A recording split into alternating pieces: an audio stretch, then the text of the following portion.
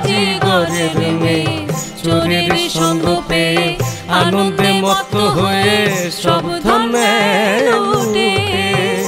ও সে মেয়ের কথা মেনে তাই ছয়জনে, মেয়ের কথা মেনে তাই ছজনে মদনগঞ্জের ঘাটে দিচ্ছে পাড়া কাম, নদীতে ডুবলো রে ঘোড়া। ঘুমে রইলে কপাল পোড়া কাম, নদীতে ডুবলো রে ঘোড়া।